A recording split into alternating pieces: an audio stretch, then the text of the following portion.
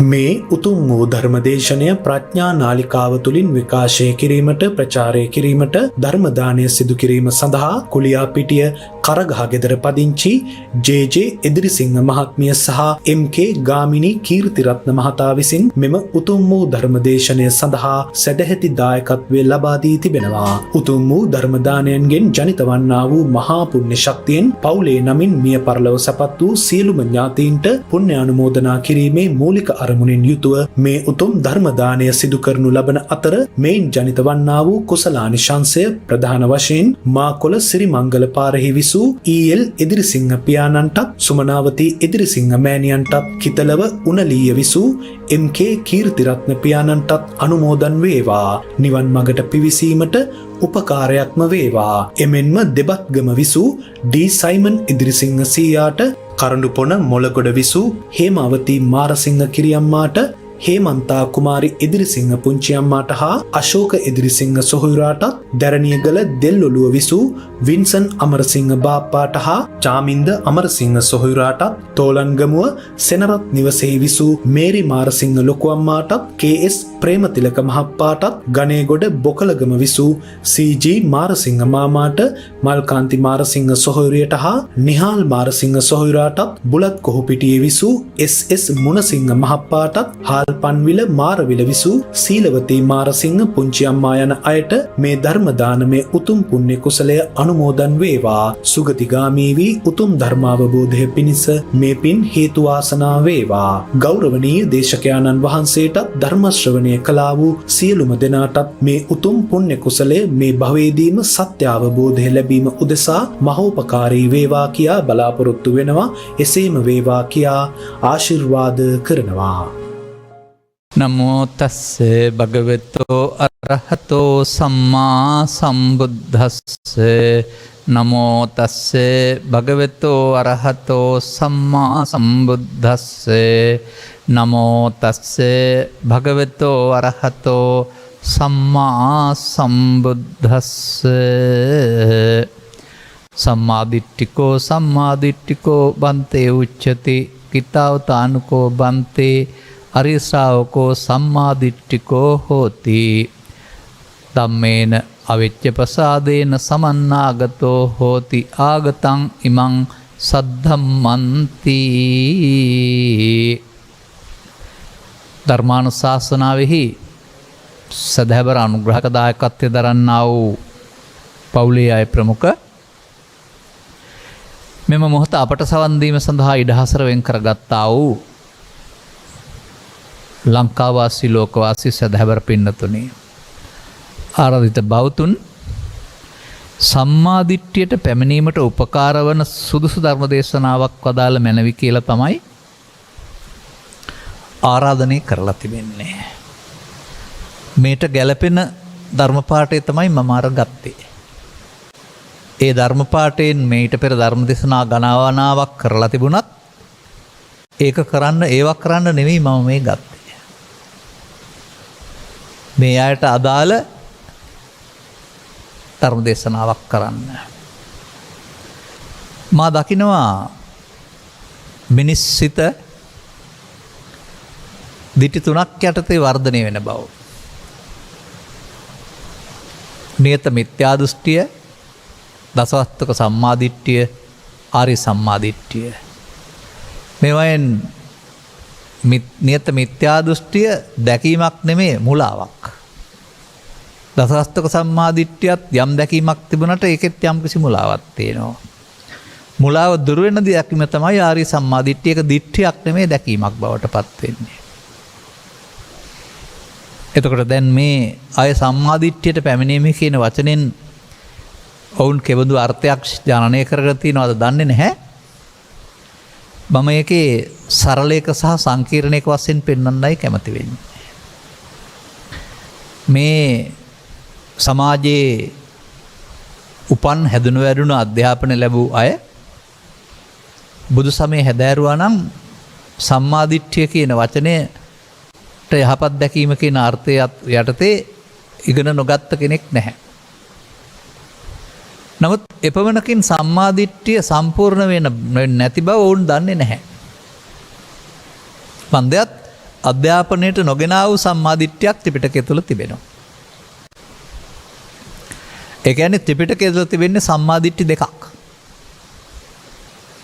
සමාජයේ දන්නේ පව්පින් විපාක විශ්වාස කරන දසවස්තුක සම්මාදිට්ඨිය හෙවත් පෘථග්ජන සම්මාදිට්ඨිය පමණයි. නමුත් තව සම්මාදිට්ඨියක් තියෙනවා ආර්ය සම්මාදිට්ඨිය කියලා. දැන් මාර ගත්ත පාඩේ මේක විග්‍රහ කරනවා.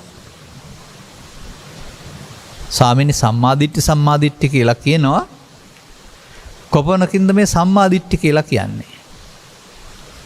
ධර්මයේහි නොපිරිහෙන ශ්‍රද්ධාවෙන් යුක්ත වුණා වෙන්නේ ධර්මයට පැමිණුණ සම්මාදිට්ඨිය වෙන්නේ කොහොමද?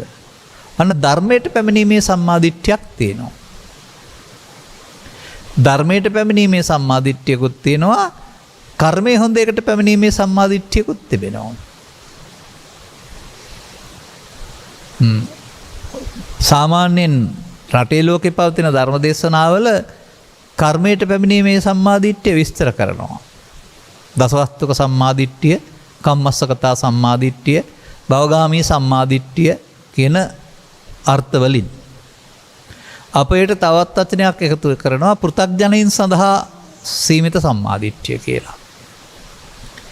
මම හිතන්නේ මේ ආරාධිත බෞතුන් බලාපොරොත්තු වෙන්නේ මේ ප්‍රාථමික සම්මාදිට්ඨිය විග්‍රහ කර ගන්නට නෙවෙයි. නමුත් ඒ ගැනත් ටිකක් කියන්න නැතුව බෑ. මේ දෙක විග්‍රහ කරනකොට දසවස්තුක කියන එකේ තේරුම කරුණු 10ක් විශ්වාස කිරීම කියන එක. ඒක තුළ තමයි අපේ මව්පියන් ගුරුවරුන් පූජ්‍යපක්ෂය අපව හික්මවා තිබෙන්නේ පවෙන් වැළකී පින්කම් කරන බෞද්ධයින් වශයෙන්. තබා ගන්න ඕනේ. ඒකත් යහපත් දැකීමක්. ඒ යහපත් දැකීම තුළ මොකද්ද සිදු වෙන්නේ? පවෙන් වැළකුණොත් 100%ක් වළකින්න බෑ පෘථග්ජන කෙනෙකුට. නමුත් පව් පිරෙන එක නැත්නම් ලෝභ දේශ මොහ බලවත් වෙන එක පාලනය වෙනවා. නමුත් පින් පිරෙන එක නතර වෙන්නේ නැහැ. එතකොට පිනෙන් පරලෝ යාම කියන මාර්ගයට වැටෙන්න පුළුවන්. එතකොට ඒක යහපත් කර්ම විපාක මිනිසුන් අතර දෙවියන් අතර ලබන්න පුළුවන් භවයේ ගමන් කරන්න හේතු වන සම්මාදිට්ඨිය වෙන බැවින් තමයි ඒකට භවගාමී සම්මාදිට්ඨිය කියලා කියන්නේ. ඒ භව ගමන් කිරීම කියන වචනේ යටතේදී තවත් තේරුම් ගන්න දේවල් ටිකක් තිබෙනවා. ඒකත් මම දකින්නේ සම්මාදිට්ඨියක් විදිහට.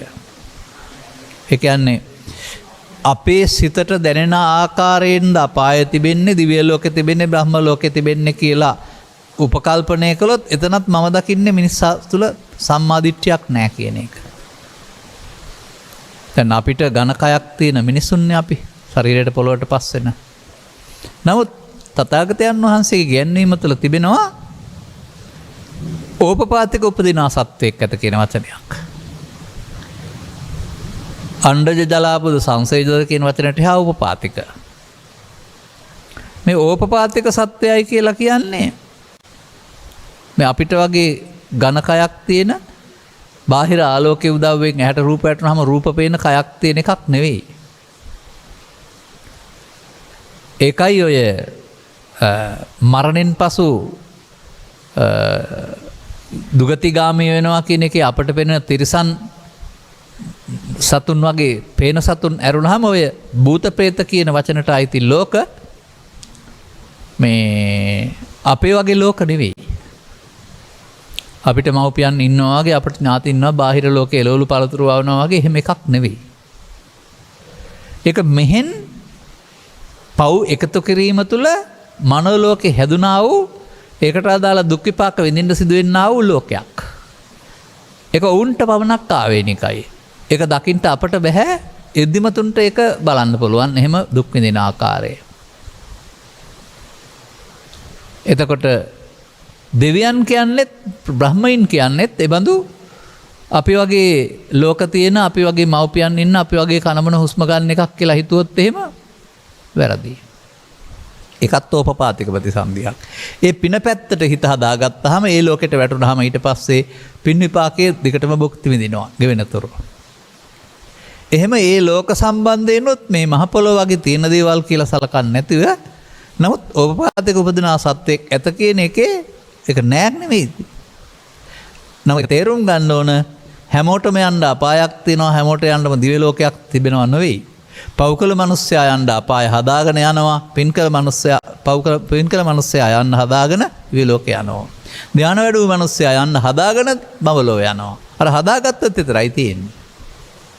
එහෙමද ඔබ හිතන්නේ මේවා තියෙනවා අපි යනවා කියලාද හිතන්නේ? එහෙම වුණොත් ඒක සම්මාදිට්ඨියක් වෙන්නේ නැහැ. ඉතින් මේක මම මේ සමාජයට කියන්නේ බොහෝ දෙනාගේ අවබෝධය මදි බව අප දන්න නිසා. ත්‍රිපිටකය කියවින් පරිහරණය කිරීමෙන් මේ ලෝක පිළිබඳ විග්‍රහය අප තුළින් දකින්න ඕන. මෙතන කරන ක්‍රියාකලාපයන්ගේ ප්‍රතිඵලය තමයි අපාය දිව්‍ය ලෝකේ බ්‍රහ්ම ලෝකේ කියන්නේ. එතකොට මිනිසුන් විසින් තමන් කරන කර්මානුව හදා ගන්නවා ඒක. ඒක නැතුව නෙවෙයි. නමුත් ඒක මහ පොළොව වගේ තැනක තියෙනවා නෙවෙයි. ඔබේ සිහින ලෝකේ නැතිද? තියෙනවා. ඒක මෙහෙද තිබෙන්නේ? නැහැ. අන්න ඒ වගේ. මෙහෙන් හදාගත්ත ලෝකෙක ඔබ රැලි වෙනතුරු සිහින බලනවා. එතකොට ඒක නෑ නෙවෙයිනේ තියෙනවානේ. නමුත් ඒක ඔබට විතරනේ තියෙන්නේ. අපට නෑනේ. අන්න එහෙම එකක් බව තේරුම් ගන්න වෙනවා. ඉතින් මේ தත්ත්වයන් තේරුම් නොගත්තොත් අපට ඕවත් සම්මාදිට්ඨි නෙමෙයි. ඊළඟට මේ සමාජයේ තවත් සිදුවෙන වරදක් මම දකිනවා. පෘථග්ජන සමාජයේ Tamanට ඕනෑ පැත්තට බුද්ධ ආගම අරන් යාමේ වරද බුදුදහමට අහිත කර ලෙස බලපානවා. මන්දයත් ක්‍රමයෙන් වාණිජකරණය වෙන එක නැත්නම් තවත් යම් කරණයන් වෙන එක තුල ඔවුන්ට ඕන පැත්තට හරවන් යනවා. දැන් තිරෝකොඩ සූත්‍රය අරන් බැලුවම ජානුස්සෝනි සූත්‍රය අරන් බැලුවම මියගිය හැමෝම සම්බන්ධයෙන් පරදත්තූපජීවියා කියලා උපදින කෙනෙක් ගෙදරට එනවා. ගෙදරට ආවහම ඒ පුද්ගලයාට ගෙදර දොරේ කරන අය දේවල් පෙනෙනවා. මේ පෙනුනහම ඒ පින්කමක් කරනොත් ඒක දැකලා හිතේ උපදවා ගන්න සතුටට අනුමෝදනය කියලා කියනවා. අනුමෝදනයේ අර්ථය මෝදනයේ අනු සතුටු වීමයි. ඒක දැකලා බන සතුට අනුමෝදනයයි. ඒක දකින්න ඕන. එතකොට තථාගතයන් වහන්සේ ජානුස්සෝනි බමුණාට උත්තර දෙනවා.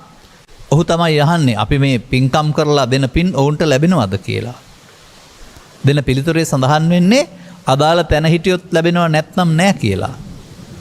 ඒ අදාළ තැන කියලා කියන්නේ පරදත්ත උපජීවී කොට්ටාසේ විතරයි වෙන කොහෙවත්ම නෙවෙයි. එතකොට අපි පින්කමක් කරලා අනුමෝදන් වෙනකොට ඔවුන්ට දැක ගන්න බැරි නම් අනුමෝදනයක් නැහැ. දැක ගන්න නම් ගෙදර ඇවිත් ඥාති ප්‍රේතෙක් වෙලා පරදත්ත උපජීවී ලක් වෙන. ඨාණය කියන්නේ ස්ථානය. අපි දෙවියන්ට පින් දෙන්න පුරුදු වෙලා හිටියට ත්‍රිපිටක දේශනා තුළ දෙවියන් කියන්නේ පිනෙන් උපන් අය ඔවුන්ට පින් අවශ්‍යයි කියලා කියවෙන්නේ නැහැ.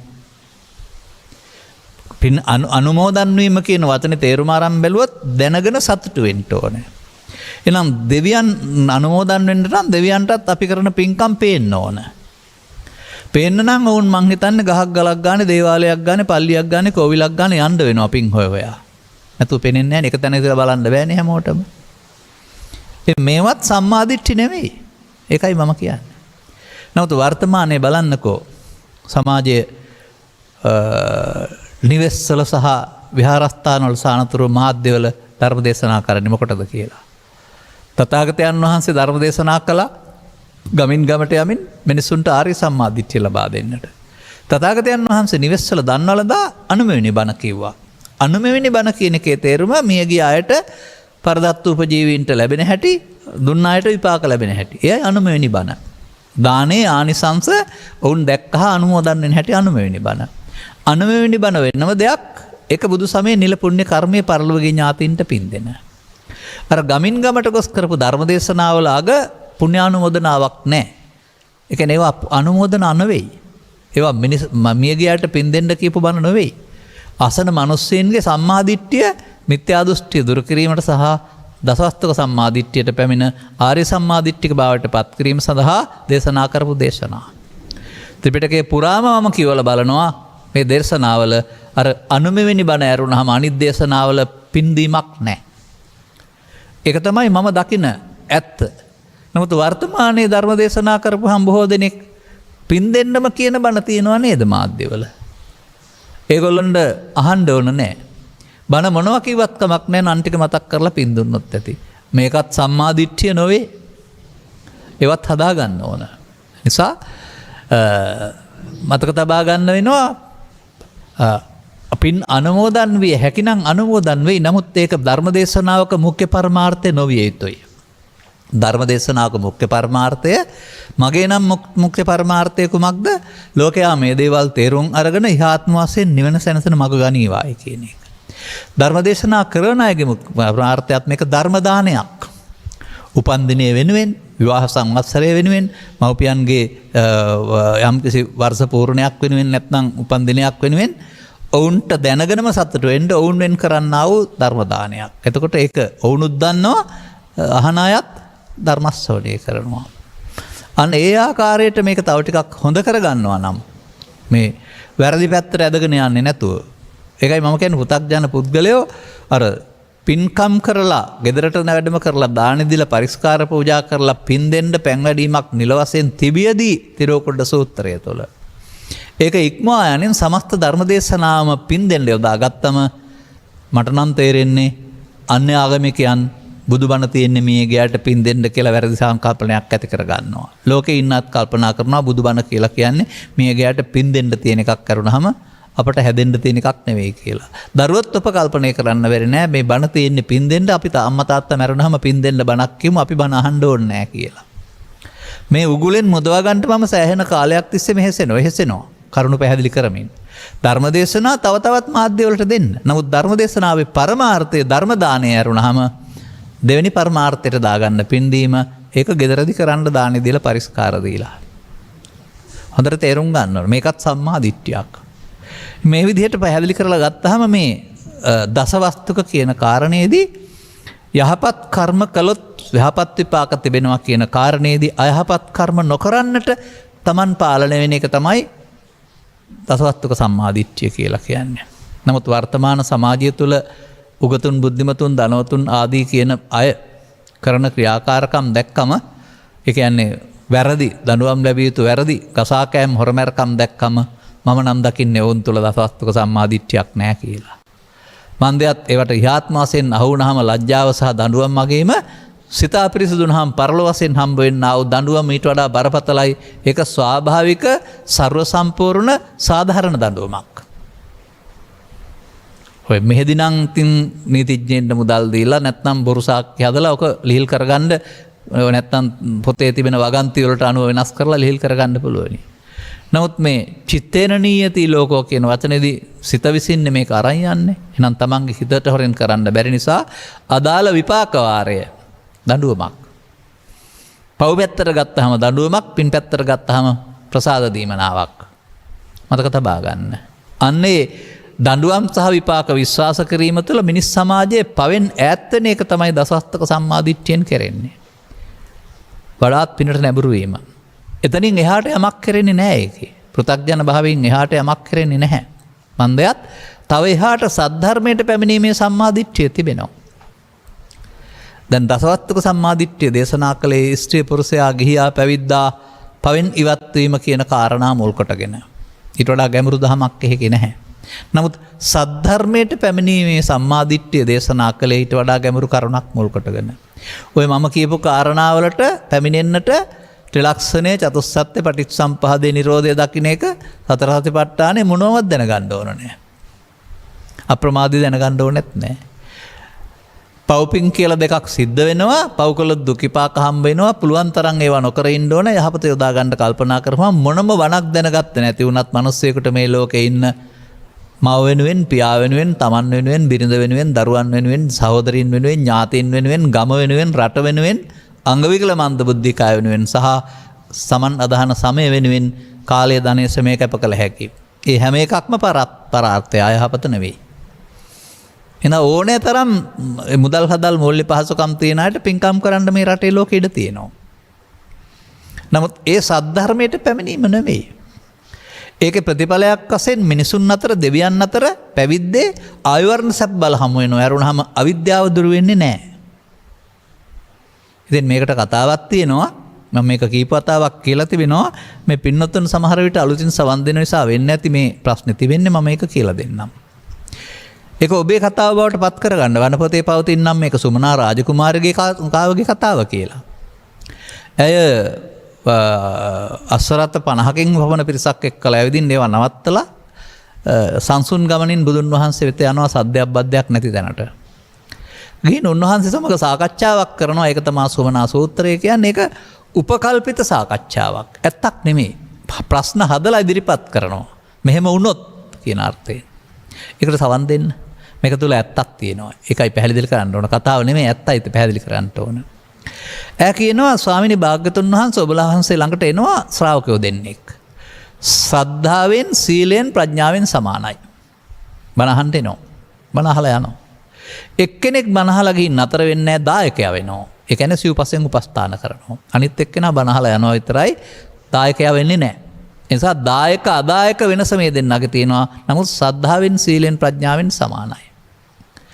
ස්වාමිනී යම් මෙහෙකින් ඔවුන් මිය පරලොව ගිහින් දෙවියන් අතර ඉපදුනොත් දෙවියන්ගේ ලෝකයේදී මේ දෙදෙනාට ලැබෙන විපාකවල සමානත්වයක් හෝ වෙනසක් තියෙනවද?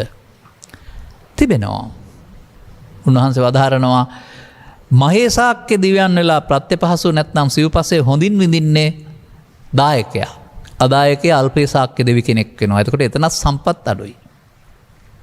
හොඳයි ස්වාමීනි මේ සම්පත් ඉවර කරලා වුන් මිනිසුන් අතර උපදිනවා. දැන් වෙනසක් තියනවාද? තිබෙනවා. දැනුත් දායකත්වයේ දරුවු පුද්ගලයාට ආයු වර්ණ සැප බල මැනවින් තිබෙනවා පහසුවෙන් ප්‍රත්‍ය හොයාගන්න පුළුවන්කමක් තියෙනවා. අනිත් කෙනා දුකසේ ප්‍රත්‍ය උපයා ගන්න ඕන. ස්වාමීනි මේ දෙදෙනා ගෙදර අතහැරලා පැවිදි වුණා. දැන් වෙනසක් තියනවාද? තිබෙනවා. දැනුත් චීවර පිණ්ඩපාත සේනාසන ග්‍රහණපත්‍ය හොඳින් හම්බ වෙන්නේ දායකයාට අදායකයාට අඩුයි නැත්තම් දුකසේ හොයා ගන්න වෙනවා. ස්වාමීනි මේ දෙදෙනා නිවන් අවබෝධ කරගත්තා. වෙනසක් තියනවාද? සමනාවෙලි නිවන් අවබෝධය නම් වෙනසක් නැහැ. දැන් ඔබ මේකේ දකින්නේ මොකද්ද? මම දකින දේ දකින්න. මම දකිනවා දායකත්වය තමයි දෙවියන් අතර මිනිසුන් අතර පැවිද්දේ ආයු වර්ණ සැප බල නැත්තම් ප්‍රත්‍ය පහසුව ලබා දුන්නේ. අදායකයට ඒක නැහැ. දායකත්වයෙන් නෙවෙයි නිවන් ලබා දුන්නේ සද්ධාවෙන් සීලෙන් ප්‍රඥාවෙන්. ඒක සමාන නිසා දෙන්නටම නිවන් හම්බ වුණා. නමුත් සංසාරේ සැප පහසුව හම්බ වුණේ ප්‍රඥාවට නෙමෙයි දානයට සීලයට. අන්න ඒ නිසා සසර ගමනේදී සුව පහසුව සඳහා තමයි මේ දායකත්වය නැත්නම් දාන ආදී කටයුතු වල පුණ්‍ය කටයුතු වල උපකාරය තියෙන්නේ. මේක සම්බන්ධයෙන් ඈකල ප්‍රකාශය හරිම සුන්දරයි. අච්චරියම් බන්තේ අබ්බුතම් බන්තේ ස්වාමිනේ ආශ්චර්යයි පුදුමයි. අලමේව දානානි දාතුන් අලම් පුඤ්ඤානි කාතුන්. ඒකෙන් කියන්නේ දානයේ දිය යුතුයමයි, පින් කළ යුතුයමයි. යත්‍රහිනම් මොකද කියලා කියනවා නම් අර කතාව පෙන්නනවා. දේවභූතස්සබේ උපකාරානි පුඤ්ඤානි. දෙවියන්ට මහේසාක්‍ය වෙන්න උදව් වුණේ පින. මනුස්සයින්ට සෝසේ ජීවත් වෙන්න ලැබුණේ පින. පැවිද්දේ හොඳින් සිව්පස ලැබුණේ පින. මේ සමාජයේ පිනට ඊට වඩා දෙයක් ලැබෙන්නේ නැහැ කියලා තේරුම් ගන්නේ කවද්ද? පිනටම නිවන් ලැබෙයි කියලා හිතන් ඉන්නවද? නෑ, ප්‍රඥාවට නේද ලැබුණේ. අන්න ඒක දැනගන්න ඕන. ඒ නිසා මේ සම්මාදිට්ඨිය ඊට එහා පැත්තේ සම්මාදිට්ඨි ප්‍රඥාව කියලා තිබෙන්නේ. ඒ සම්මාදිට්ඨිය විග්‍රහ කරන්නේ දාන විපාක ඇත, කුසලයේ විපාක ඇත, කුසල කර්මයේ විපාක ඇත කියලා නොවේ. ඒක දසවස්තක සම්මාදිට්ඨිය විග්‍රහ කරන විදිය. මේක විස්තර කරන්නේ දුක්ඛේ ඥානං දුක්ඛ සමුදය ඥානං දුක්ඛේ නිරෝධේ ඥානං දුක්ඛ නිරෝධ ගාමිනී පටිපදාය ඥානං අයං උච්චති තී භික්ඛවේ සම්මාදිට්ඨිය. ඒක දෙනවා චතුස්සත්ත්‍ය සම්මාදිට්ඨිය. ඒක දුකත් හේතුවත් නැති උතනත් මාර්ගය දැන ගැනීම පිළිබඳ සම්මාදිට්ඨිය. අරක ඒක නෑනේ. දැන් මට මේ පැහැදිලි කරන්න කියන්නේ සම්මාදිට්ඨිය ලැබෙන ආකාරයේ ධර්ම දේශනාවක්. අන්න දැන් මම කල්පනා කරනවා මිනිසාට මිනිසුන් අතර ඉන්න ඕන නම් දෙවියන් අතර ඉන්න ඕන නම් පස්පව් දස කුසල් කරලා හරියන්නේ නැහැ. ඒක නේත මිත්‍යා දෘෂ්ටිය. ඒවට විපාක නැහැ කියලානේ ඔය කරන්නේ. විපාක නැති වුණාට විපාක විඳින්න වෙනවා. මොකද සංසාරේම කර්ම විපාකනේ. අන්න ඒක විශ්වාස කරාම පවට බයෙන් අපායට බයෙන් කෙනෙක් හික්මෙන එක තමයි දසවස්තුක සම්මාදිට්ඨිය. නමුත් ඒකේ පින මුදව් කරගත්ත එකේ උපාදානය තියෙනවා, භවගාමීත්වය තියෙනවා. ඒ නිසා භවගාමී සම්මාදිට්ඨිය උට කාම සුගතිය පැත්තට භව ගමන හම්බ වෙනවා. ඒක භවගාමී සම්මාදිට්ඨිය. නමුත් තථාගතයන් වහන්සේ තව සම්මාදිට්ඨියක් දේශනා කරනවා සා තථාගතෝ භව නිරෝධාය ධම්මං දේශේති. තථාගත බුදු පියාණන් වහන්සේ භව නිරෝධය පිණිස ධර්ම දේශනා කරනවා. භව නිරෝධය නේත මිත්‍යා දෘෂ්ටියත් නැහැ, අසවස්තුක සම්මාදිට්ඨියත් නැහැ.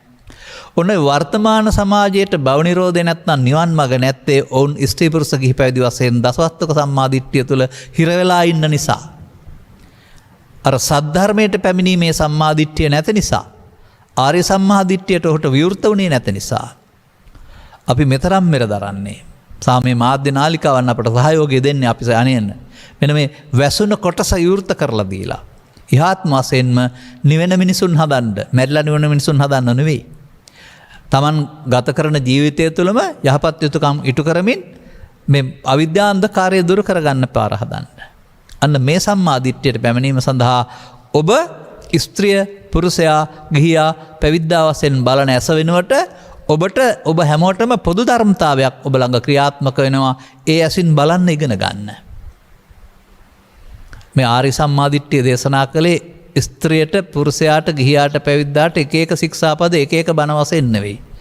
ඒ අර ශික්ෂාපද සංවරයේ පුණ්‍ය මාර්ගයේදී තමයි ගෙදරට 5යි, පොයට 8යි, පොඩි හාමුදුරන්ට 10යි, ලොකු හාමුදුරන්ට උපසම්පදා කියලා තියෙන්නේ. ඒ පුද්ගලයන් වශයෙන් කායික මානසික වශයෙන් හික්මෙන්න පුළුවන්, ඇඳුමෙන් හික්මෙන්න පුළුවන් ස්වභාවය. සිවුරු පරවාගෙන හාන්න බෑනේ. නිසා උන්වහන්සේලාට හාන්න පොරු ගන්න කියලා නැහැ. අපේ රටේ නම් සමහර අය මම දැක්ක පහුගිය කාලේ හාන්න පොරු ගන්න කොටන්නත් යනවා. කොතරම් සජාතාර සම්පන්නද දන්නේ නැහැ. මේ ඉගැන්වීම් වලට අනුව ගත් කල. ඒ සඳහා වෙනම ජීවිතයක් තියෙනවා. ස්වාමින් වහන්සේලා නෙමෙයි උපාසක මහත්තුරුවත් හාන්න පොරු ගන්න යන්නේ නැහැ නේ පොයේ දවසට. එදාට ඒ අයත් පන්සලේ නතර වෙලා බණ අහනවා. අර කලිසමක් ඇඳගෙන හරි අමුඩ ලෙන්සුවක් ගහගෙන හරි මඩට ඔරොත් දෙන විදිහට ඇඳුමක් ඇඳගෙන යන්න එපා. ආහාර පොහොන්ඩ හාන්න පොරු ගන්න. මේකවත් තේරෙන්නේ නැහැ නේ සමහර අයට. ඒ නිසා ඒ ශික්ෂාපද මට්ටමක් දීලා තියෙන්නේ පංචශීලයේ. පංචශීලයේ ප්‍රශ්නයක් වෙන්නේ. අටශීලයේදී බෑ හාන්න පොරු ගන්න. එහෙනම් දසශීලයේදී හෝ සාමාන්‍ය ශීලයේදී කොහොමවත් බෑ උපසම්පදා ශීලයේදී එහෙම. එහෙම ආදර්ශයෙන් පෙන්වන්න ඕන සමා. ඒ බාහිරෙන් සංවරය. නමුත් ඔය පංචශීලයේ හෝ අටශීලයේ හෝ දසශීලයේ උපසම්පදා ශීලයේ හෝ ඕන එකක ඉන්න වරදක් නැහැ. මීට එහාට මේ ඕන එකක් තුළ ඉඳමින් යන්න පුළුවන් ආර්ය සම්මාදිට්ඨියක් තියෙනවා. ඒක හාමුදුරුවන් සඳහා පමණයි, ආරණ්‍ය සඳහා පමණයි, උපසපන්නය සඳහා පමණයි කියලා හැම දේශනා කරලා නැහැ. මතක තියාගන්න. ඒකට අවශ්‍ය වෙන්නේ තේරුම් ගැනීම විතරයි. අන්නේ තේරුම් ගැනීමේදී එතෙන්ට අවතීර්ණයකට තමයි සද්ධර්මයට පැමිණීමේ සම්මාදිට්ඨිය කියලා කියන්නේ. මේක දේශනා කළේ හැමෝටම පොදු ඒකකයක් මුල් කොටගෙන. බලන්න ඔබ තුළින් මේ ඒකකය ඔබ ළඟ තිබෙනවද කියලා. ඔබ සමානද බලන්න. මේ ඒකකය විග්‍රහ කරනකොට ඔබ ස්ත්‍රී පුරුෂ ගිහි පැවිදි වශයෙන්ද ඊට වඩා ගැඹුරකින්ද පේන්නේ බලන්න. අපට ස්ත්‍රී පුරුෂ භාවයක් ලැබී තිබෙන්නේ සමාජයේ පැවැත්ම සඳහා උපතින්. නමුත් ස්ත්‍රී පුරුෂ භාවය ඉක්මවා ගියාපුවම අපට තිබෙන්නේ හැමෝටම සිතයි කයයි. සිතයි කය තව ටිකක් විග්‍රහ කරලා බලපුවම තියෙන්නේ හැමෝටම තියෙන්නේ ඇහැයි කනයි නාහයි දිවයි කයයි සිතයි. ඒකට ස්ත්‍රී පුරුෂ ගිහි පැවිදි ભેදයක් නැහැ. හැමෝටම තියෙන්නේ පංචද්වාරයන්. පස්දොරටම හම්බ වෙන්නේ හැමෝටම ඇහැට රූප, කනට ශබ්ද, නාසයට ගඳ සුවඳ, දිවට රට රස, කයට පහස, සිතට අරමුණු. බෞද්ධයින්ටත් එහෙමයි, අන්‍ය ආගමිකින්ටත් එහෙමයි. අපි සත්තු ගැන කතා නොකරමු. මේ ලෝකේ ඉන්න සියලුම මනුස්සයින්ට ඒක එහෙමයි. පොදු බවක් පේනව නේද? මේ පොදු බව තුළ තව එහාට පෙන්වනවා තථාගතයන් වහන්සේ. ඝන කය නම් අවුරුදු 60ක් 70ක් තියෙන සායකේ පුද්ගලයෙක් ඉන්නවා කියලා හිතුවට කමක් නැහැ. ඇත්ත නෙවෙයි, හිතුවට කමක් නැහැ, සාධාරණයක් තියෙනවා. මොකද ඊයේ හිටපු කෙනාම අදත් පේනවා, අද හෙටත් පේන නිසා. නමුත් මේ කය පාලනය කරන්නා වූ සිත ගැන කතා කරනකොට ඉති මනෝ, ඉති චිත්ත, ඉති විඥානං තුනක් කතා කරන්නේ සිතට. යයි කියනු ලැබේද? එය අසුරු ගසන තැනකට වඩා නොතෙබී හටගෙන නැසෙන එකක්. ලහු වේගයෙන් පරිවත්තන් වෙනස් වෙනවා. සිතේ ස්වභාවය අසුරු ගසන තැනකින් හටගෙන නැසෙනවා. පිළිගත්තත් නැතත් මොන ආගමේ හිටියත් සිත අසුරු ගසන තැනකින් නැසෙන එකක්. මතක තබා ගන්න ඕන. අන්න එතනදී තව දෙයක් බුදුන් වහන්සේ පෙන්නනවා. මේ ලෝකේ ඉන්න මිනිස්සු ඔය කයේ තිබෙන හැඩ වැඩ, උගත්කම්, ධනවත්කම් මුල් කොටගෙන මම අහවල් කෙනෙක් කියලා මමත්වෙන් අරන් ඉන්නවා. ඔවුන් මම කියන්නේ කයට. තමන්ට තියෙන ධනය කුලය නිලය ස්වර්ණාභරණ උගත්කම් නෑදෑ සම්බන්ධකම් තව කාරණා නිසා එහෙම කෙනෙක් ටිකක් ආඩම්බර වෙනවා නැත්නම් ඇඟට ගන්නවා. නමුත් ඒ මම නෙමෙයි බුදුරජාණන් වහන්සේ වදාරන මම. ඒ මම කයනේ මයන්න. එහෙම නැත්නම් කයන්න යන්න. නමුත් බුදුරජාණන් වහන්සේ සුතවන්ත සූත්‍රවල දේශනා කරන්නේ පෘථග්ජන පුද්ගලයාට සිතට එන දෙයට මම කොට ගත්ත මුලාවෙන් මිදෙන්න බෑ. සිතට මොනවද එන්නේ? ඉපදුන දවසේ ළම මරණකල් මේකයිද තිබෙන්නේ? නැහැ. ලෝභය, දේශය, මෝහය, ඊර්ෂ්‍යාව, ක්‍රෝධය, වෛරය, පව, පින, ධානය, කුහකකම මෙකී සහ නොකී. ධානය හිතට එනවා. ඒවයින් කොහොමද මම හැදෙන්නේ? අන්න ඒකයි හොයන්න ඕන. අන්න ඒවයින් හැදෙන මම සම්බන්ධයෙන් තමයි සක්කාය දිට්ඨි කියලා කතා කරන්නේ. වැරදි ආකාරයේ අර්ථ දක්වුවා වූ පොතපත පාලි සිංහලට පරිවර්තනය කිරීමේදී සක්කාය කියන්නේ මේ කයට කියලා මේ ලංකාවේ පොත්වලත් දීලා තියෙනවා. නමුත් ත්‍රිපිටකේ නම් එහෙම නැහැ. ත්‍රිපිටකේ පෙන්නන්නේ සක්කාය කියන්නේ පංච උපාදානස්කන්ධයට. අන්න වචනයක් ආවා පංච උපාදානස්කන්ධය. පංච උපාදානස්කන්ධය තුල දුක දේශනා කළා වූ පංච උපාදානස්කන්ධෙන් මිදීම දුකින් මිදීම වශයෙන් දේශනා කළ එක තමයි සද්ධර්මයට පැමිණීමේ සම්මාදිට්ඨිය. දැන් එතනින් එහාට යන්න එහෙනම් පංචස්කන්ධ පංච උපාදානස්කන්ධ දැනගන්න වෙනවා. කොහෙද මේක තිබෙන්නේ? මේක තිබෙනවා චුල්ල වේදල්ල සූත්‍රය තුල ධම්මදින්න අරහත් මෙහෙණට ඉදිරිපත් කළා වූ ප්‍රශ්නයකට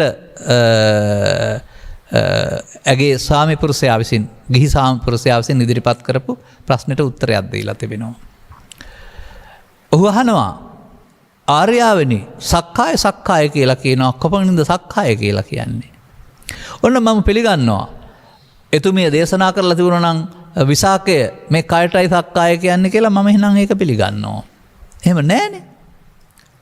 ඈ ප්‍රකාශ කරනවා විසාකය මේ රූප වේදනා සංඥා සංකාර පහට උපාදානයට හේතු වෙන්නා වූ රූප වේදනා සංඥා සංකාර පහට සක්කාය කියනවා. ඒකට එන දේ මමත්වෙන් ගන්නවට දිට්ඨි කියනවා. ඒකට එන දේ. ඒකට දවස පුරා ඒකට කීයක් જાතියනව ඇද්ද? ජීවිතේ පුරා ඒකට කීයක් જાතියනව ඇද්ද? අන්න සම්මා දිට්ඨියට පැමිණෙන්නට සක්කාය දිට්ඨි සංයෝජනය කැඩෙන්න ඕන. සක්කාය දිට්ඨිය දන්නේ නැත්නම් කොහොමද කැඩෙන්නේ මේ සමාජයේ? අන්න එකයි තේරුම් ගන්න ඕන. ඒ වගේම තවත් එකක් තිබෙනවා. ඒකට කියන්නේ සක්කාය කියන සූත්‍රයමයි සක්කායංචෝ වික්ඛවේ දේසිස්සාමි.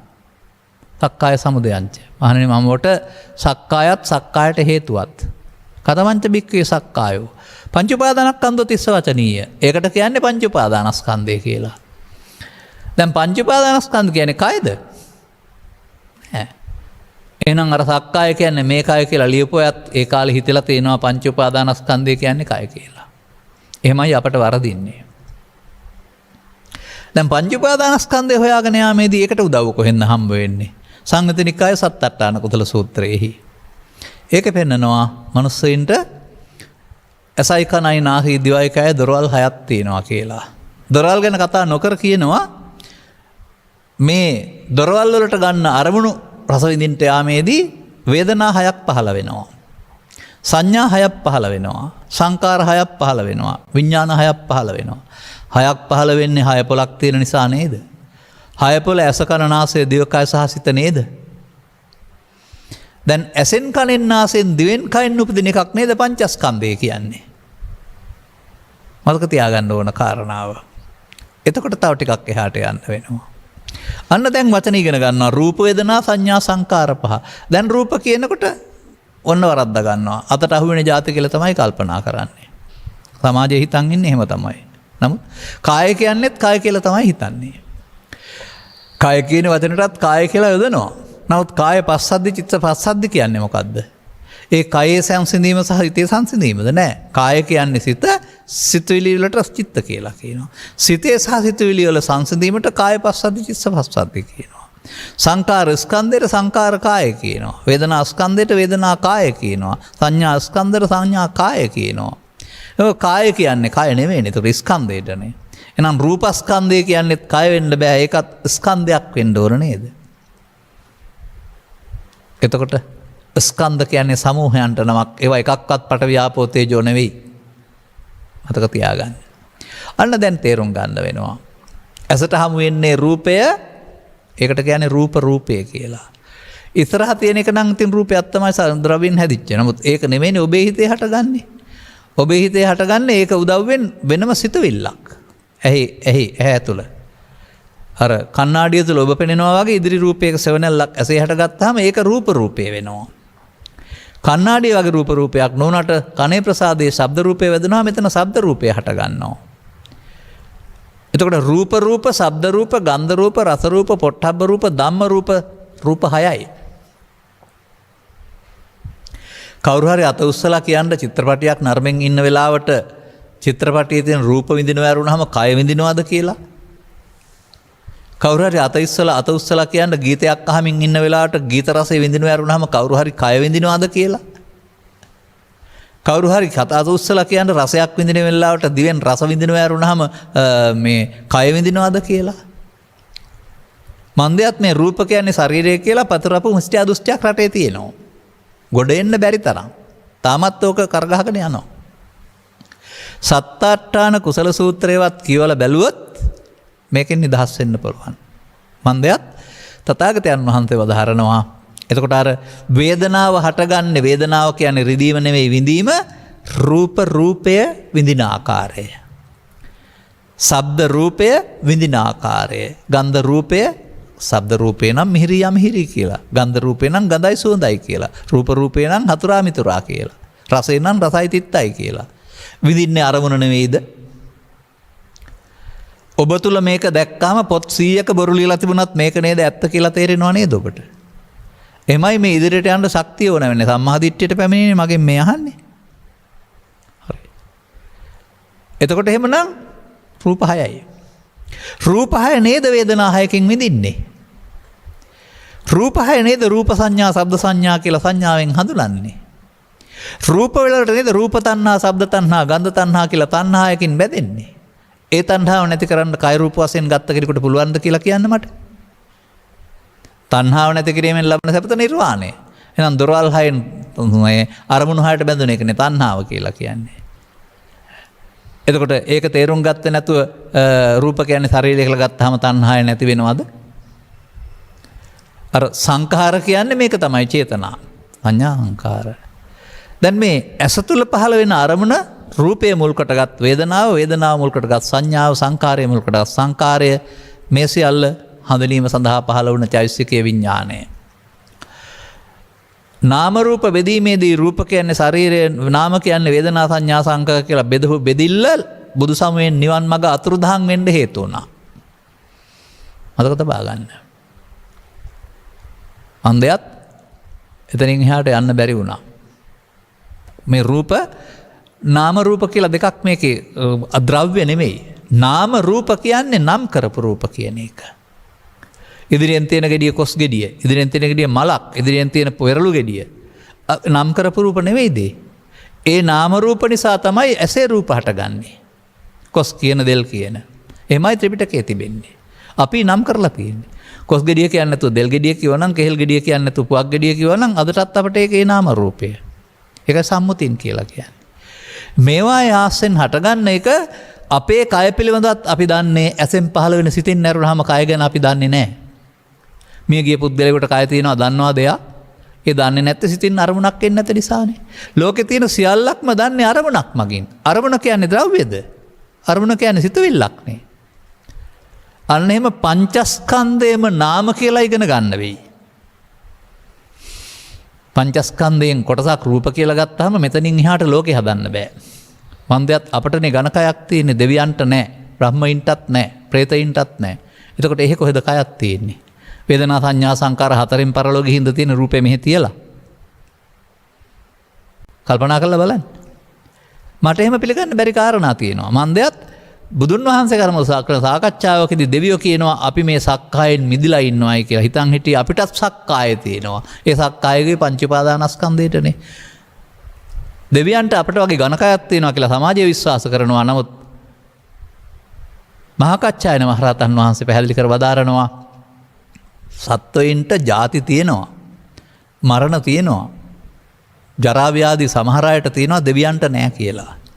දෙවියන්ට ජාති තිබුණට මරණ තිබුණත් ජරාව්‍යාධි නැත්තේ ඇයි? ජරාව්‍යාධි තියෙන දිරණ කයක් තියෙන අයට දෙවියන්ට ඝන කයක් නැති බැවින් ජරාව්‍යාධි නෑ කියලා උන්වහන්සේ පැහැදිලි කරනවා. මම හොයාගන්න කොහෙන් හරි. අපි හොයන්න කියන්නේ. එහෙනම් රූප නෑ දෙවියන්ට. ඒත් පංච උපාදානස්කන්ධේ රූප තියෙනවානේ. ඒකනේ සක්කාය කියලා කියන්නේ. ඒ විතරක් නෙමෙයි බ්‍රහ්මයින්ට. බ්‍රහ්මයින් ගැන කතා කරන සූත්‍රයක් තියෙනවා ගිලාන කියලා. සදහවත් උපාසකවරයෙක් සංසාරයේ අතෑරගෙන යාමේදී පව අතෑරලා පින අතෑරලා දිව්‍ය ලෝකේ අතෑරලා බඹලව අරමුණු කරනවා නම් බඹලවත් අරමුණු කරන්න එපා. ඒකෙත් සක්කාය තියෙනවා කියලා බුදුන් වහන්සේ වදාරනවා. බඹලව සක්කාය තියෙනවා කියන්නේ අපිට වගේ වැසකිලි යන්න පුළුවන් කයක් තියෙනවා කියන එකද? නෑ, පංච උපාදානස්කන්ධය තියෙනවා කියන එක. අන්න දැන් පංච උපාදානස්කන්ධේ රූප නැතුව ගත්තාම තුන් ලෝකෙටම ගලපන්න පුළුවන්. පංච උපාදානස්කන්ධේ රූප කියලා ගත්තොත් අපායටයි දිව්‍ය ලෝකෙටයි බ්‍රහ්ම ලෝකෙටයි ගලපන්න බෑ. ඔන්න මම සම්මාදිට්ඨියට පත් වෙන හැටි පැහැදිලි කරන ආකාරය. කොතරම් සම්මාදිට්ඨිය ලබන්න තිබෙනවද? මට මතකයි මම එක දවසක් බලන් ඉන්නවා තැනකදී විහාරස්ථානයකදී. ඉතින් ඒකට ඇවිදින් වන්දනා කරපු අහිංසක අම්මලා ටිකක් මේ උඩ බලලා ඇඳලා තියෙනා වූ සිතුවම් දිහා බලලා බ්‍රහ්ම ලෝකේ. ඒගොල්ලෝ හිතන් ඉන්නේ අර ඇඳපු පින්තූර වලට අනුව එහෙත් ඒ වගේම මාංශ කයවල් තියෙනවායි කියලා. මං යන්න ඉන්නේ ආන් හරිය කියලා පෙන්වුවම බඹලෝ යන්න. ඔබ හිතනවාද පව් කරලා හැලි පින් කරලා හැලි බඹලෝ යන්න පුළුවන් කියලා? පව් කරලා අපාය යන්න පුළුවන්, පින් කරලා මිනිසුන් අතර දෙවියන් අතර උපදින්න පුළුවන්. බඹලෝ යන්න ලෞකික ධානය වඩන්න ඕන. ඒකවත් දන්නේ නැහනේ. සම්මාදිට්ඨියක් කොහෙන්ද තියෙන්නේ එතකොට? ඒ තමන් උපදවාගත්තේ කෙන්නේ පවෙන් පරලෝ යාම, පිනෙන් පරලෝ යාම, ධානයෙන් පරලෝ යාම. පරලෝ යන්නේ දෙපයින් නෙවෙයිනේ. එක් රැස් කරගත්ත පාප කර්මයෙන්, පුණ්‍ය කර්මයෙන්, ධාන කර්මයෙන්. අලුතෙන් අහන අයට නම් සම්මාදිට්ඨියටපත් වෙන්න බොහෝ දේවල් තිබෙනවා. ඒ නිසා තථාගතයන් වහන්සේ මේ විශ්වය නැත්නම් කාම රූප අරූප භවත්‍රය විවරණය කළේ පංචස්කන්ධය තුල. පංච උපාදානස්කන්ධය තුල.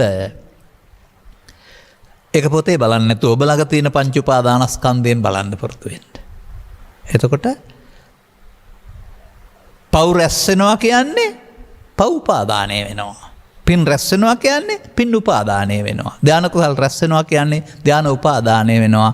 උපාදානයේ බයං දිස්සා ජාති මරණ සම්භවේ. ඉතින් ජාති භවපච්චා ජාති, අපායටත් ජාති, දිව්‍ය ලෝකටත් ජාති, බ්‍රහ්ම ලෝකටත් ජාති. ජාති මිදිලා නැහනේ. මතක තබා ගන්න. නමුත් අනුපාදාය මුච්ඡanti. ඔබට උපාදානයෙන් මිදෙන්න පුළුවන් නම් කොහොමවත් ජාති මරණ නැහැ. අර ඒකෙත් තියෙනව නේද? ජරා ව්‍යාධි නැතුව ජාති මරණ කියලා විතරක්. මතක තියාගන්න. ඒ කියන්නේ හැමෝටම ජාති මරණ පොදුයි. අපායටයි, දිව්‍ය ලෝකටයි, බ්‍රහ්ම ලෝකටයි. නමුත් ජරා ව්‍යාධි ඝනකයක් තියෙනාට විතරයි. රහස් ඔය පොත්වල තියෙනවා පදවල. හොඳට තේරුම් ගන්න බලන්න. එහෙමයි ධර්ම ශ්‍රවණය කිරීම තුළින් Tamanගේ දැක්ම නිවැරදි වෙන්නේ. ඔය දිට්ඨිජු කම්ම කියලා කියන්නේ. Taman හිතන පතන විදිහට හිතන්නේ නැතුව බුදුන් වහන්සේ වදාළ පරිදි තේරුම් අරන් බලන්න. එතකොට ලැබෙන සම්මා දිට්ඨිය ගැඹුරු එකක්. දැන් එහෙමනම් පංච උපාදානස්කන්ධ නැමැති ඒකකේ පවෙන් පුරවාගෙන අපාය යන යානය තමයි පංච උපාදානස්කන්ධය. පංච උපාදානස්කන්ධයට ගොඩ වෙලා අපාය යනවා. පංච උපාදානස්කන්ධයේ පිනෙන් පුරවාගෙන දිව්‍ය ලෝක යන යානයක් බවට පත් කරගෙන දෙවියන් අතරට යනවා. පංච උපාදානස්කන්ධයේ ධානයෙන් පුරවාගෙන බඹලෝ යනවා. කවුද පංච උපාදානස්කන්ධෙන් මිදුනේ? කවුරුත් මිදිලා නැහැ. පව් උපාදානය කරගත්ත කෙනා මිදිලත් නැහැ. පින් උපාදානය කරගත්ත කෙනා මිදිලත් නැහැ. ධාන උපාදානය කරගත්ත කෙනා මිදිලත් නැහැ. බුදුදහම මිනිස්සුන්ට උපාදානෙන් මිදීම මුල් කොටගත් ධර්මපරයායක්. මිනිස්සුන්ට වෙන කාටවත් නෙමෙයි.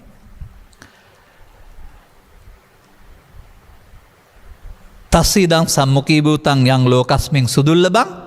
මේ ලෝකෙ මිනිස්සුන්ට මොන ගැහෙනවා දුර්ලභ කරුණු දෙකක්. මනුස්ස ප්‍රතිලාභය එක. ඒකට හමු වෙනවා මෙන්න මේ කරුණු විග්‍රහයෙන් සද්ධර්මස්ස දේශනා. සදහම් හමු වුණොත් පමණක් මේ භවගාමීත්වයෙන් මිදෙන්න මිනිසාට පුළුවන්. අපේ හිතන් ඉන්නේ බ්‍රහ්ම ලෝකෙ ගිහිනුත් පුළුවන්, දෙවියන්ටත් පුළුවන් කියලානේ. ඒවත් මිත්‍යා දෘෂ්ටි. මතක තබා ගන්න. එහෙන් මේ පාරක් තියෙනවා නම් එලා මෙහෙන්න ඕනේ නැහැ. බෝසතාණන් වහන්සේට තිබුණා කාලයේ දීපේ තිස්සේ කුලේ මව බලලා බඹලෝ උපදින්න. දිව්‍ය ලෝකෙ උපදින්න. එවිදලා එහෙ බණ කියන්න. එතකොට මේ පැත්තේ එහෙම සංගායනා පවත්තන්න තිබුණානේ.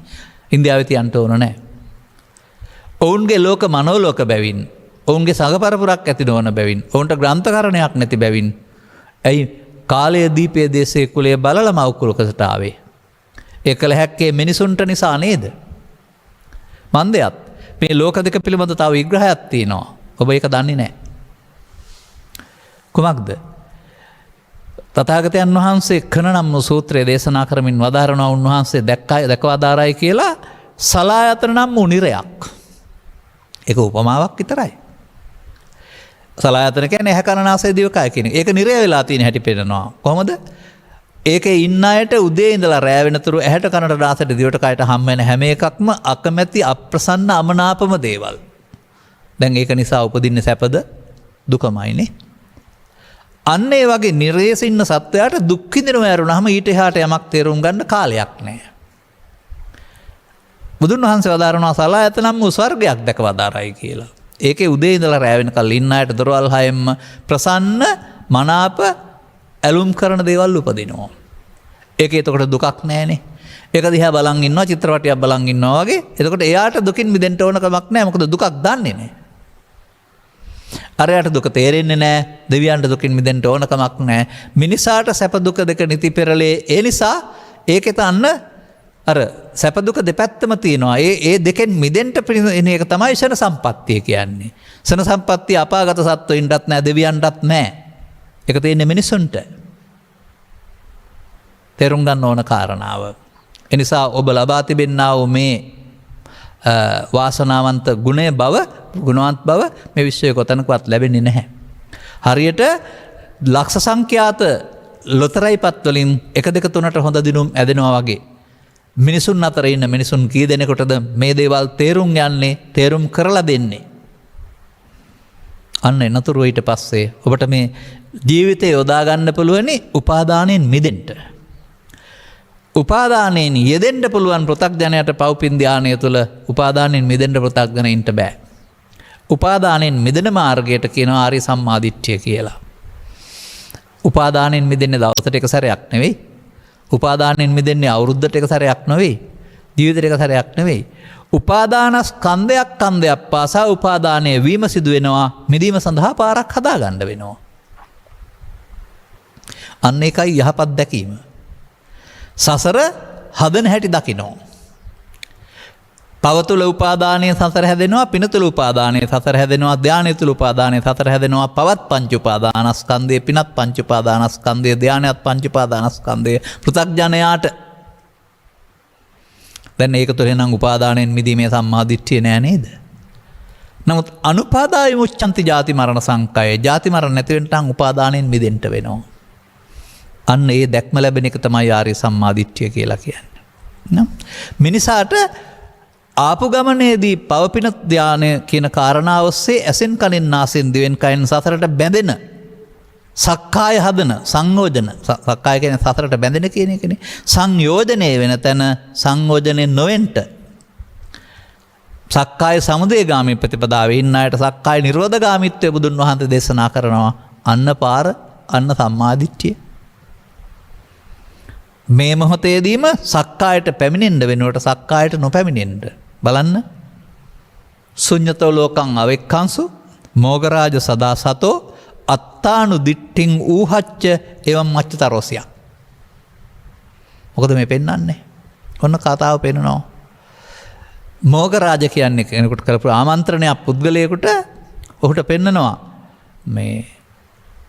මේ රූප වේදනා සංඥා සංකාර විඥාන නම් වූ ස්කන්ධ ලෝකය මට සහ මට අයිති දේවල් වලින් ශූන්‍ය වශයෙන් බලන්න කියලා. කොහොමද? සදා සතෝ හැම කල්හිම සිහි ඇතිව. ඒකට මොකද කරන්න කියන්නේ? සක්කාය දිට්ඨියට නොපැමිණෙන්න උත්සාහ කරන්න. අත්තානු දිට්ඨියෙන් ඌහච්ච වර්ධනය කරන්න. අර සක්කාය දිට්ඨියට නොපැමිණීම කියලා එකක් තියෙනවා නේද? ඔබ දසවස්තුක සම්මාදිට්ඨිය තුළ සහ නියත මිත්‍යා දෘෂ්ටිය තුළ මොකේද පැමිණෙන්නේ? සක්කාය දිට්ඨියට පැමිණෙනවා. ඒකයි මම කිය සක්කාය දිට්ඨියට පැමිණලා සංයෝජන වෙලා පව් සංයෝජනයක් නෙමෙයිද පවෙන් අපාය යන්න පුළුවන්, පින් සංයෝජනයක් නෙමෙයිද පින් කාමසුඛතේ යන්න පුළුවන්, ධාන සංයෝජනයක් නෙමෙයිද රූපී අරූපී භවතල යන්න පුළුවන්, උද්දම් භාගිය. කවුද මිදුනේ? කවුරුත් මිදුන්නේ නැහැ සංයෝජන තුළ හිටියේ. බුදු සමය සංයෝජන වලට බැඳෙන ජීවිතයක් නොව සංයෝජන කඩන්න පුළුවන් ජීවිතයක්. අන්න එය තේරුම් ගැනීම තමයි ඔබ බලාපොරොත්තු වෙන ආකාරයේ සම්මාදිට්ඨියට පැමිණීම කියලා කියන්නේ. මම මේ ප්‍රාථමික විස්තරයක් කරන් ඉන්නේ අග ටික ඔක්කොම ගන්න වෙලාවක් හිටින එකක් නෑ. ඒවා මගේ දේශනාවල ඕන තරම් තිබෙනවා. දැන් මේක ඔබට තේරෙනවා නම් කෙස්ද ලොම්ද නේද දත්ද කයද මම නෑ. රූප වේදනා සංඥා සංකාර පහ සක්කාය ඒකට එන දේ මමකට ගැනීම දිට්ඨියයි. මොනවද ඒකට එන්නේ? ලෝභය, දේශය, මෝහය, ඊර්ෂ්‍යාව, ක්‍රෝධය, වෛරය, පව, පින අන්න මම හැදෙන දේවල්. උදුන් වහන්සේ මම හැදෙනවා කියලා පෙන්වන්නේ කෙස්ලොම් නිදත් වලින් නෙමෙයි. ලෝභයට ඇලීමෙන්, දේශයට ගැටීමෙන්, මෝහයේ මුලාවීමෙන්, ඊර්ෂ්‍යා කිරීමෙන්, ලෝභ කිරීම ඒකට එන අදහසෙහි ඇලීමෙන්, ගැටීමෙන්, මුලාවෙන් දිට්ඨි වෙනවා. දිට්ඨි වුණාම මොකද වෙන්නේ? සක්කාය දිට්ඨි කියන්නේ පංච උපාදානස්කන්ධයට. පංච උපාදානස්කන්ධය කියන්නේ සංයෝජනය වෙන්නේ. සසරට බැඳෙනවා. අන්න එහෙම අපි සසරට බැඳෙන්න තමයි දන්නේ. නරක දේ තුල සසරට බැඳෙනවා. එතකොට අපාය යනවා. හොඳ දේ තුල සසරට බැඳෙනවා. එතකොට කාමසුගතියට යනවා. ධානය තුල සසරට බැඳෙනවා. බඹලෝ යනවා. භවගාමී යානය ගොඩ වෙලා භවගාමී වෙන්න දරුණහම් බුදුරු පහළ වෙනතුරු භව නිරෝධගාමීත්වයක් තිබුණේ නැත්තේ ඇයි? සසර සකල විද ආගම් වල සමයන් වල පංචස්කන්ධය තුල දේශනා කළා වූ අනාත්ම දර්ශනයක් නැති බැවින් බලන්න හොයලා පංචස්කන්ධේ අනාත්මේ දේශනා කරපු දහමක් එදා වාර්තයේ 62ක් මිත්‍යා දෘෂ්ටිවල තිබුණාද කියලා නැහැ. තථාගතයන් වහන්සේගේ පළවෙනි ධර්ම දේශනාවෙන් දෙවෙනි ධර්ම දේශනාවෙන් අනත්ත ලක්කන සූත්‍රය ලියුණා නේද? අන්න ඒකේ පමණයි පංචස්කන්ධේ අනාත්මේ දේශනා කරන්නේ. ඔබට ආර්ය සම්මා දිට්ඨියට පැමිණීම සඳහා පංචස්කන්ධයේ අනාත්මය තේරෙන්න වෙනවා. පංචස්කන්ධයේ ආත්මය තුල තමයි දුක තියෙන්නේ. ආර්ය සත්‍යය. පංචස්කන්ධයේ ආත්මය තුල තමයි පව් සිද්ධ වෙන්නේ, පින් සිද්ධ වෙන්නේ, ධානය කුසල් සිද්ධ වෙන්නේ, සතෙක් ඉන්නේ. කයත ඇරියාට මේ ආපහු විපාක වශයෙන් කයක් හදන්න පුළුවන්කම, ජීවිතය අතෑරුණාට තවත් භවගාමීත්වයක් හැදෙන්න පුළුවන්කම මේ එකතු කරගත්ත පව් වලට, පින් වලට, ධාන වලට පුළුවන්. මන්දයත් ඒ වසියල්ල කර්ම රැස් කිරීමේ කර්ම පමණක් බැවින් කර්ම මාර්ගයේ ජීවත් වෙනකොට නැත්තම් කර්ම විග්‍රහයට එනකොට තව රහසක් හම්බ වෙනවා. මොකද්ද? අහිංසක උපාසකම්ම දන්නවා කර්මේ. එයාට පව් විතරයි කර්මය. තව ටිකක් එහාට බණ දහම් දන්න දහම් පාසල් යන නැත්තම් සිල් සමාදන් වෙන කෙනා දන්නවා පාප කර්ම, පුණ්‍ය කර්ම. දැන් කර්ම එක දෙක වුණා. අදටත් මේ සමහර අය කර්ම කියන්නේ දුක් විපාක වලට. පව්කම් වලට විතරයි. තව ටිකක් එහාට යනකොට බුදු සමය තුල පෙන්නනවා චත්තාරිමානි භික්ඛවේ කම්මානි මයා සයන් අභිඤ්ඤාය සච්චිකත්වාප වේදිතානි. අහන්නනි මම මේ කර්ම જાති හතරක් තියෙනවා. මම මේ හතර ප්‍රත්‍යක්ෂ දැනුමෙන් දැකලායි දේශනා කරන්නේ. දැන් මට කියන්න මේ කර්ම જાති හතරෙන් නිවන් මඟ මොන කර්මයේද තියෙන්නේ කියලා. මම කර්ම જાති හතර කියන්නම්. අතිබික්කවේ කම්මං කන්නං කන්න විපාකං. මහණනි කර්මයක් තියෙනවා පාපකාරී විපාකයේ දුක් සහගතයි. කර්මය රැස් කළොත් විපාකයේ දුක් සහගතයි. අතිබික්කවේ කම්මං සුක්ඛං සුක්ඛ විපාකං. මහණනි තව කර්මයක් තියෙනවා සුක්ඛං කියන්නේ පුණ්‍ය පැත්තට යහපත් පැත්තට කර්මය සුදුයි විපාකයේ ලෞකික සැප විපාක. අතිබික්කවේ කම්මං කන්න සුක්ඛ විපාකං. තව කර්මයක් තියෙනවා කලුයි සුදුයි කලවම් කරපුවාම සැප දුක් විපාක. අන්න අපායේ කන්න විපාක, දිව්‍ය සුක්ඛ විපාක, මිනිසාට කන්න සුක්ඛ විපාක. සංසාරයේම කර්ම විපාකනේ. අර සුක්ඛ විපාක වල එකක් තමයි තව බඹලෝ කියලා කියන්නේ. මෙන්න මේ තුන ගැන දන්නව ඇරුණාම තවත් එකක් ත්‍රිපිටකයේ තියෙන බව සහ ඒක අපි වෙනුවෙන් සක්‍රිය යුතු බව සමස්ත බෞද්ධ සමාජයේම වසර 50කට පෙර දැනගෙන හිටියේ නැහැ. ඒ කියන්නේ සමස්ත සමාජයටම දුකින් මිදෙන මඟ වැහිලායි තිබුණේ. බලන්න අංගුත්තර නිකායේ සත්තක නිපාතයේ තියෙනවා කර්ම සූත්‍ර 7ක්. මම කියන්නේ සප්ත කර්ම සූත්‍ර කියලා. මේ හතේම තිබෙනවා තව කර්මයක්. අත්බිකවේ කම්මං අකන්නං අසුකං අකන්න අසුක්ඛ විපාකං කම්මක්ඛය අසංවත්තති. මන්නේ තව කර්මයක් තියෙනවා. කලුත් නැහැ, කලු විපාකත් නැහැ, සුදුත් නැහැ, සුදු විපාකත් නැහැ. ඒකට කියනවා කර්මක්ෂය කිරීමේ කර්මය. නිවන් ලබන්න කර්මක්ෂය කිරීමේ කර්මය කරන්න ඕනේ කෙනෙක්. අන්න එතෙන් එනකල් ධර්ම ශ්‍රවණය කළා ඉගෙන ගන්න. කර්ම රැස් කළොත් විපාක. එතකොට ඒක ලෞකික. කර්ම සය කළොත් ලෝකෝත්තර විපාක. එනිසා බෞද්ධ සමාජයට විවෘත වේතු ස්ත්‍රී පුරුෂ ගිහි පැවිදි ભેදයෙන් තොරව පන්සිල් රැක්කත් අටසිල් රැක්කත් උපසම්පදාසිල් රැක්කත් ඒකට කමක් නැහැ ඕන එකක ඉන්න. සිවුරේ හරි සුදු ඇඳුමේ හරි පාට ඇඳුමේ හරි ඉන්න. ඒක පිළිබඳ ප්‍රශ්නයක් නැහැ. ඊට අදාළ සංයමයේ ඉන්න. ඒක කඩන්න නැතුව. නමුත් ඒක තුළ ඉඳමින් ස්කන්ධ පංචකය තුළ කර්මක්ෂය කිරීමේ කර්මය කරන්නේ කොහොමද කියලා ඉගෙන ගන්න. කර්ම රැස් කරන මග සසරට යන මග එහෙම නැත්නම් මායාව වෙත යන මග. මොකද මායя කියන්නේ පංච උපාදානස්කන්ධයටනේ. පංච උපාදානස්කන්ධයේ තියෙනවා නම් මායя ඉන්නවා කියලා පෙන්නන්නේ. නම් මායයෙන් මිදිච්ච අපායෙත් නැහැ, දිව්‍ය ලෝකෙත් නැහැ, බ්‍රහ්ම ලෝකෙත් නැහැ. තථාගතයන් වහන්සේ පෙන්වනවා කර්මක්ෂය කිරීමේ කර්මය. ඒ මාර පරාජය කරන මග. ඒ බුදුන් වෙත යන මග. අන්න එතකොට ස්කන්ධ පංචකයෙන් පංචකයට අනාගත ඵල උපදින්න නැති වෙන්න කර්ම ශේ කරන විදිහක් බුදු සමය උගන්වනවා සිහියෙන් කටයුතු කිරීම නම් අප්‍රමාදය තුල. එතකොට ස්කන්ධ පංචකය උපාදාන නොවි නැතෙන්ට උපාදාන වෙලා කර්ම විපාක හේතු ඉතුරු නොවි නැසන්න පුළුවන් ක්‍රමයක් තිබෙනවා. සිහියෙන් කටයුතු කිරීමේදී මොහොතක් පාසාම මෙන්න මේ කටයුත්ත කරනවට අප්‍රමාද වෙනවයි කියලා කියනවා. අපමාදෝ අමත පදං. හරිනේ. සිහියෙන් කටයුතු කිරීමේ කියලා අප්‍රමාදය නිවනට මගේ. එහෙනම් අසිහියෙන් කටයුතු කියන ලද ප්‍රමාදය පාපය තුලත් පින තුලත් ධානය තුලත් තිබෙනවා පංච උපාදානස්කන්ධයේ තිබෙන බැවින්. මෙන්න මෙහෙම මේවා විවරණය කරගෙන ආවහම ඔබට සම්මාදිට්ඨියක් ලැබෙනවා. තවදුරටත් මේවා පැහැදිලි කර ගැනීමේදී තවදුරටත් ඔබේ දැක්ම ගැඹුරු වෙනවා. එවිට ඔබේ හිස තුළ පිරී පවතිනා වූ මිත්‍යා දෘෂ්ටි නැමැති කළු අලා අදහස් සිතින් ඉවත් වී යනවා. කොතරම් දුරට තවදුරටත් බෞද්ධ නාමයෙන් හිටියට ඔබේ ඔළු තුළ මේ අපාය ගැන, දිව්‍ය ලෝක ගැන, කර්ම විපාක ගැන, බුදුන් ගැන මොනතරම් මිත්‍යා දෘෂ්ටිද තියෙන්නේ. බුදුන් කියන්නේ පිළිමයක් කියලා හිතන් ඉන්නවා. බුදුන් කියන්නේ ශරීරය කියලා හිතන් ඉන්නවා. පොඩි ළමයින්ට නම් පිළිමේ බුදුන් තමයි. පෘථග්ජනයින්ට නම් ශරීරය බුදුන් තමයි. ධර්මයේ තේරුම් ගත්තට බුදුන් කියන්නේ ඊට වඩා ගැඹුරු කාරණයක්. ඒ නිසානේ ධර්මයේ දකීද බුදුන් දකී, බුදුන් දකීද නිවන් දකී කියලා තියෙන්නේ. ධර්මයේ දකින්නවා කියන්නේ ඇස් දෙකෙන් දකින්න එකක්. අදත් ධර්මයේ තුලින් දකින්න බුදුන් දකින්න පුළුවන්. ඒ බුදුන් පිළිමේ හෝ ශරීරය විය නොහැකි නේද? බුදුන් ඔබේ නතුරු බලන් ඉන්නවා. ඔබ කර්ම කර බුදුන්ට මග අරිනවා. ඔබ කර්මයක් සේ කරන පාර තෝරාගත්තොත් තමයි බුදුන් වෙත යන පාර තියෙන්නේ. එහෙනම් මේ බුදුන්ට මග අරින බුද්ධ ආගමේ ඉඳලා හරියන්නේ නැහැ. මේක තේරුම් ගන්න. සම්මාදිට්ඨි වෙන්න. මේ ලබාගත් මනුස්ස ජීවිතේ මේවා අහන්න හම්බ වුණාම තමයි ඇස් හැරෙන්නේ, කන් පෑදෙන්නේ. ඇහුණාම. මොකද භවගාමී වෙන්න බුදුහාමුදුරුවෝ ඕන නැහැ. පව් කළත් පින් කළත් ධානය වඩුවත් මොන ආගමේ ඉපදුනත් කාම විතර්ක, ව්‍යාපාද විතර්ක, විහිංසා විතර්ක හදාගෙන දුක් විඳින්න පුළුවන්. බාහිර වශයෙන් ආගමික සංකේත වලට පැහැදීමක් තියෙන්න පුළුවන් ඕනෑම ආගම. නමුත් ඇතුළතින් මේ ත්‍රිවිධ විතර්කයේ දුක හැමෝම විඳිනවා. මේක ප්‍රහාණය කරන්න බුදුරු පැහැදිලි කරනවා තමන් විසින් මේ දේ කරන්න ඕනේ. අන්න එතෙන්ට පැමිණෙන්න. එතෙන්ට පැමිණුනහම ඔබට එතනින් එහාට අනුගමනීය ප්‍රතිපදාවක් තියෙනවා. ඒකට ආර්ය මාර්ගය කියලා කියනවා. ඒ ආර්ය මාර්ගයේදී කර්මශේම ආරම්භ වෙනවා සෝවාන් ආදී මාර්ගඵල පිළිවිලින්. ඒ සෝවාන් ආදී මාර්ගඵල පිළිවිලින් නිවන් තේන්නේ ආර්ය සම්මාදිට්ඨියේ. දසවස්තුක සම්මාදිට්ඨියට මාර්ගඵල ගෙන්න ප්‍රාර්ථනා කරන්න එපා. කවදාවත් ගේන්න බෑ.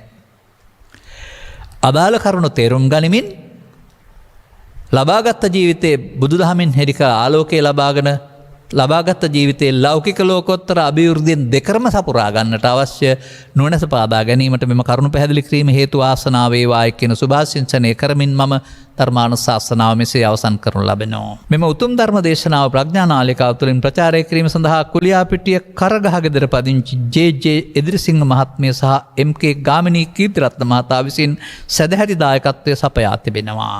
අරමුණු අතර ටිකක් දිග විස්තර ටිකක් තියෙනවා. ඔන්න ඕක තමයි මම මේ පැහැදිලි කළෙත් ඒ මුල් දේශනාව තුළ ඔබට කල්පනා කරන්න ආයෙත්. පවුලේ නමින් මිය පරලොවසපත් වූ සියලුම ඥාතීන්ට පුණ්‍යානුමෝදනා කිරීමේ මූලික අරමුණින් යුතුව මේ උතුම් ධර්ම දානය සිදු කරන ලබන අතර මෙයින් ජනිත වන්නා වූ කුසලානිසංසය ප්‍රධාන වශයෙන් මාකොළ සිරිමංගල පාරේ විසූ ඊ.එල්. එදිරිසිංහ පියාණන්ටත් සුමනාවති එදිරිසිංහ මෑණියන්ටත් කිතලව උණලීයේ විසූ එම්.කේ. කීර්තිරත්න පියාණන්ට අනුමෝදන් වේවා. නිවන් මඟට පිවිසීමට උපකාර වේවා. ඔන්න දැන් හිතනවා පරලොව ගියාම ඔක්කොටම පින් දෙන්න පුළුවන් කියලා. ඒ බුද්ධ වචනේද නෑ. ඨානේක උපකප්පතිනෝ අට්ඨානේ. අදාළ තැන හිටියොත් විතරයි ලැබෙන්නේ, නැත්නම් නෑ. ඔබත් මේ පින් දෙන්නද බණ කීවේ? ඒක දෙවෙනි පරමාර්ථයට ගන්න. ධර්ම දානයට බණ කියන්න පුරුදු වෙන්න. එමෙන්ම දෙබත්ගම විසූ ඩී සයිමන් එදිරිසිංහ සීයාට කරුණුපන මොළගොඩ විසූ හේමාවතී මාරසිංහ කිරියම්මාට හේමන්තා කුමාරී එදිරිසිංහ පුංචි අම්මාට හා අශෝක එදිරිසිංහ සොයුරාටත් දරණියගල දෙල්ලොළුව විසූ වින්සන් අමරසිංහ බාප්පාට හා චාමින්ද අමරසිංහ සොයුරාටත් තෝලන්ගමුව සෙනරත් නිවසේ විසූ මේරි මාරසිංහ ලොකු අම්මාටත් කේස් ප්‍රේමතිලක මහප්පාටත් ගණේගොඩ බොක්කලගම විසූ සීපී මාරසිංහ මාමාටත් මල්කාන්ති මාරසිංහ සොයුරට හා නිහාල් මාරසිංහ සොයුරාටත් බුලත් කොහොපිටියේ විසූ එස්.එස්. මොනසිංහ මහප්පාටත් හාල්පන්විල මාරවිල විසූ සීලවතී මාරසිංහ පුංචි අම්මා යන අයට මෙම ධර්මදානමය උතුම් පුණ්‍ය කුසලයේ අනුමෝදන් වේවා. සුගතිගාමී උතුම් ධර්මාබෝධය පිණිස මේ පින් හේතු ආසනාව වේවා. කියන්න ඕන දේ මනට කිව්ව නිසා ආයෙ මොකුත් කියන්නේ නෑ මම. ගෞරවනීය දේශකයන් වහන්සේටත් ධර්ම ශ්‍රවණය කළා වූ සියලු දෙනාටත් මේ උතුම් පුණ්‍ය කුසලයේ මේ බවදීම සත්‍ය අවබෝධය ලැබීම උදෙසා හේතු වේවා. ධර්ම ශ්‍රවණයෙන් ලබන්නා වූ අවබෝධය තමයි මේ මඟ පැහැදිලි කරන්නේ. එබැවින් ඔබ පැතු ඉටුවේ හැකි පැතුම් ඇත්නම් සඵල වේවා කියලා මම බොහොම ලේසියෙන් කියනවා. මොකද මේ අනුගමනීය ප්‍රතිපදාව හමුවේ ප්‍රාර්ථනාවන්ට ලැබෙන තැනක් නැහැ බුදු සමයේ. මතක තියාගන්න ඒක. ඒක අනුගමනයෙන් ලබන්න ඕන දෙයක් නේ. ඒ නිසා අපේ යහපත් අදහසක් ඒක. නමුත් ඉතින් කොරෝනා වූ දුරු වේවා කියලා ලෝකෙට කිව්වට මිනිස්සු මුඛාවරණය පළඳගෙන නැත්නම් මීටරය දුර රකින්න නැත්නම් දුරු වෙන්නේ නැහනේ. අපි ප්‍රාර්ථනා කළාට අනුගමනීය ප්‍රතිපදාවත් තුළ දුරු කරගන්න පුළුවන්. අනික්වත් අන්න එහෙම තමයි. එබැවින් අනුග්‍රහක බවක් දැවූ ඔබටත් ඔබ පැතුූ පරිදි මේ නියත මිත්‍යා දෘෂ්ටියෙන් මිදී දසවස්තුක සම්මාදිට්ඨියත් දසවස්තුක සම්මාදිට්ඨිය ඉක්මවායමෙන් ආර්ය සම්මාදිට්ඨියත් පැමිණ ලබාගත් ජීවිතයේ භවගාමීත්වයෙන් කෙලවර නොකරන භව නිරෝධගාමීත්වයට පත්වන ජීවිතයක් බවට පත් කරගන්නට මෙම ධර්ම දානමය ආනිසංසය සහ අවබෝධය හේතු වේවායි ප්‍රාර්ථනා කරගන්න. සබ්බීතියෝ වජ්ජන්තු සබ්බ රෝගෝ විනස්සතු මාතේ බවත් අන්තරායෝ සුඛී දීඝායුකෝ බව හැම දිනාටම තෙරුවන් සරණයි. मोहक्षयो निब्बानम्